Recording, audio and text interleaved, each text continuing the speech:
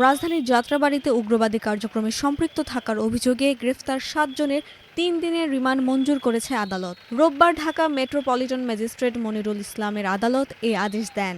গ্রেফতার ৭ জন হলেন শাহ আমানত সাবির, হোসাইন তানিম, জুনায়েদ, আতাউল্লাহ শাহ, আবিদুর রহমান, বায়জিদ এবং তাহসিন ইসলাম।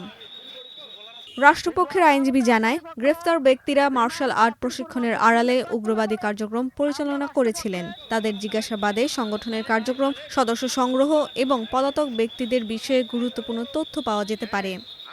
একটা ফেসবুক পেজ ফাতা কমব্যাট সিস্টেম নামে এই ফেসবুক পেজের মাধ্যমে তারা তাদের সদস্য সংগ্রহ করে।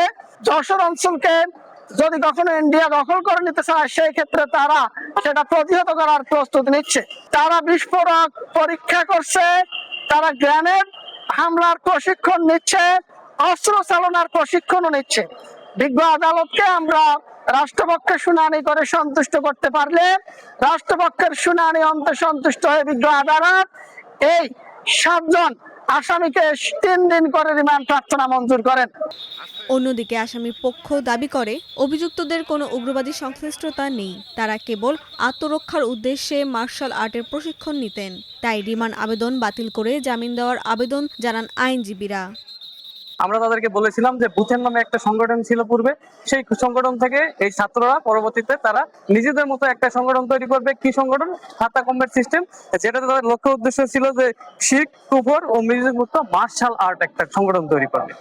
তো সেই বেসিসেই তারা 2026 সালে ফেব্রুয়ারি মাসে এই সংগঠনটা যাত্রা করে এই মিনি কক্সবাজার যাত্রাবাড়ী শাখার অধীনে। তখন তাদেরকে পরবর্তীতে তাদের গোয়েন্দা তথ্যের ভিত্তিতে তাদেরকে এই মামলায় অ্যারেস্ট করে পরবর্তীতে গতকালকে তাদেরকে কোর্টে নিয়ে আসে আজকে পরবর্তীতে তাদেরকে ৩ দিনের রিমান্ড মঞ্জুর করে। মামলার নথি অনুযায়ী গত ৫ জুলাই যাত্রাবাড়ীর মিনি কক্সবাজার এলাকার একটি বালুর মাঠে অভিযান চালিয়ে ৬ জনকে আটক করে পুলিশ। পরে তাদের দেওয়া তথ্যের ভিত্তিতে যশোর থেকে তাহসিন ইসলামকে গ্রেফতার করা হয়। পুলিশ বলছে, জিজ্ঞাসাবাদে সাবির ভাইয়ের জামাত নামে একটি সংগঠনের তথ্য পাওয়া গেছে। তাদের দাবি, ফাতাহ কমব্যাট সিস্টেম নামে একটি ফেসবুক পেজের মাধ্যমে মার্শাল আর্ট শেখানোর আড়ালে সদস্য সংগ্রহ ও উগ্রবাদী কার্যক্রম পরিচালনা করা হতো।